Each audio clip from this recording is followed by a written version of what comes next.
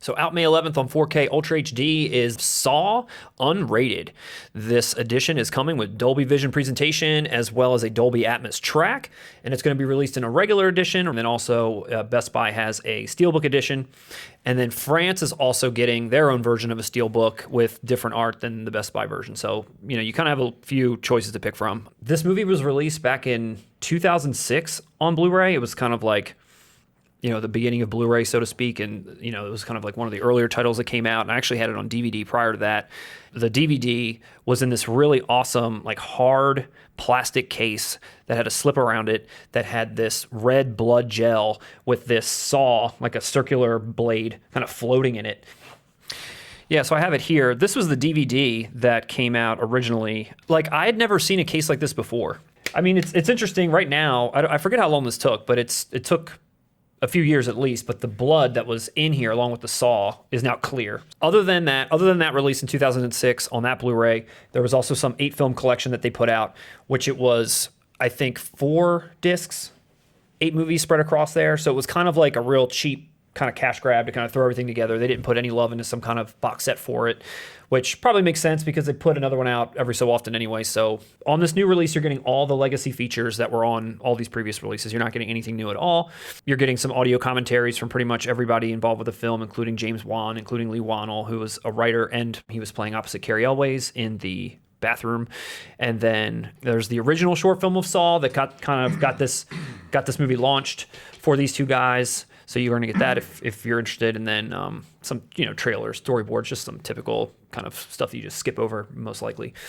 So really just buying this for the upgraded quality in the disc. So if you've never bought this movie before, now is definitely the time. I've never owned this on anything other than this DVD, so I do think that this will probably be the time where I'm going to upgrade, and I probably am going to go with the Best Buy Steelbook, which I know we talk a lot about Steelbooks and how shitty they look, but the Best Buy one is pretty decent. I do like how some of these more recent Steelbooks I've seen have slip covers on them. I don't know if that's kind of like the initial run of them will have it. Best Buy really does have kind of a lock on the Steelbook game. Yeah. I know Target tries to jump in every now and again. Yeah, but, Zavvi. Zavvi, yeah. But with Best Buy, they really do. They kind of push their limited edition Steelbooks. They do, and a lot of times, it's always new art. It's always something that's exclusive to them, and this is no exception. This Best Buy Steel, without the slip, it's the puppet really big on there, but then when you put the slip on it, it turns the whole case into something that looks like a TV or something that the puppet is on, and it says unrated underneath. It kind of like changes the look altogether, which that's the way I like it. I wouldn't buy it if it didn't have that slip, essentially. The France one's got the Shawnee Smith character in the bear trap in that scene. That's the cover for that one, which is pretty cool. But yeah, so I don't know. I know you haven't seen this before. I have not. No.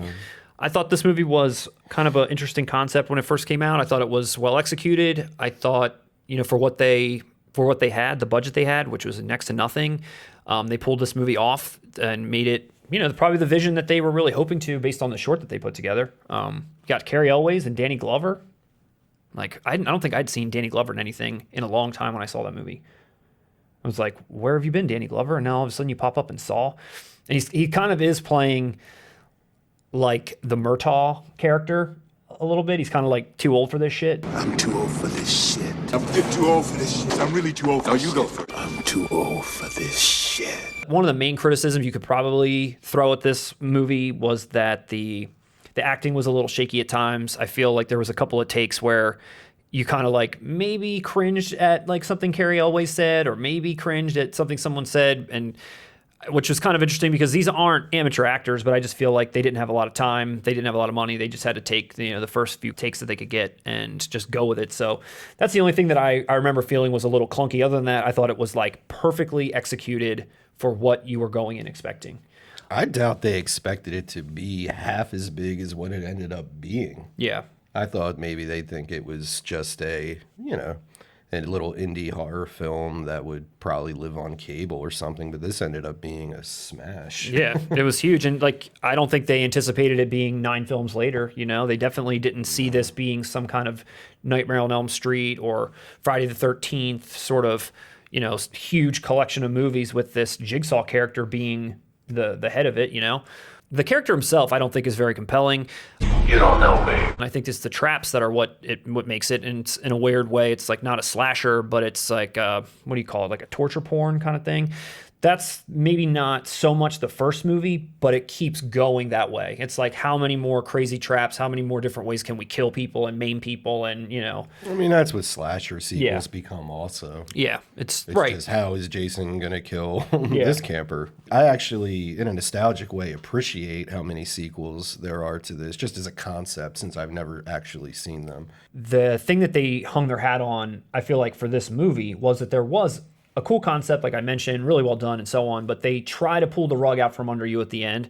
And it worked in my case, but I know there were some people that kind of saw it coming and, you know, but they didn't stick the landing for this kind of movie. I feel like you would just write it off. So Saw is the M. Night Shyamalan of horror franchises. It kind of was in that way, where there was just a really cool twist out of nowhere that you thought they wrapped up the movie, but they really didn't. And then the problem with that was, and probably like M. Night Shyamalan too. That's what I'm saying. It became defined by it has to have. I got to have a twist. Yep. I've got to try to fool. Yep. I got to try to fool the audience. M. Night, I think, kind of started dropping that a little bit, thankfully, but I don't think a single one of these Saw movies did. I think there was a twist ending that was added to almost every single one. A lot of times it was a callback to even the original movie. There was a callback to the original movie in the second film. There's a callback, I think, to the second and first movie in the third movie. You know, there's like a lot of different things that they try to do to manipulate the timeline. Like, this is happening simultaneously, and all of a sudden we're in the same room as the first movie, you know, like, you know, they kind of like do a lot of that kind of shit. But again, Jigsaw keeps coming back. I don't think he's a compelling villain. He's no Jason. He's no Freddy. He's no Michael Myers. He's no Pumpkinhead. I didn't have anybody else. Isn't he only one movie, Pumpkinhead? No, there are Pumpkinhead sequels, but... Pumpkinhead. You don't know me. And in conclusion, this edition only exists because of Chris Rock's remake. Yes, and you are absolutely right. I feel like it's got to be the case. I was actually pretty surprised at Chris Rock's involvement and how passionate he was. And I feel like I'd heard about this movie for at least a year before, maybe even longer, where Chris Rock himself was trying to just get a new Saw film off the ground. Like, that was the only tidbit of the news story, and there wasn't anything else. And I was like, that's kind of strange. Why? Like, why him? That's really odd that he would try to pick up the mantle of the Saw franchise and try to get another episode in there, like a reimagining of it or something. And then sure enough, trailer came out and he's in it. And I was kind of also taken aback in the trailer where, you know, he's the cop on the case, and it's referred to that his dad once also was on the trail of Jigsaw and never captured him, so he needs to go get his help. And it turns out his dad is played by Samuel L. Jackson, who, the minute they're on screen together, you look at both of these men and you're like, how is one of these guys the other guy's dad? Like, they both look either the same age or definitely not able. Samuel L. Jackson looks freaking like 50 years old, and he's 72, and Chris Rock is 56. Anyway, this movie will probably be trash. I can't imagine it'll be good. They're going to try to do the same thing where there'll be some crazy twist at the end, and that probably took them the most time to cook up. Even if Chris Rock torpedoes it, it's the worst film ever. I mean, what is he ruining? Nothing. What legacy are you ruining? His. So, I mean, there's his only... legacy. I think it's a win-win for him. I mean, by comparison to the sequels that already exist, I guarantee you it's going to be better simply by Samuel L. Jackson's involvement. So... yeah, it's nowhere you can go really but up. It's a day one buy for me, I think. I'm definitely going to pick it up. I'm going to get the better steelbook art for a change. Saw will be out on May 11th. Pick it up now. Pre-order it then.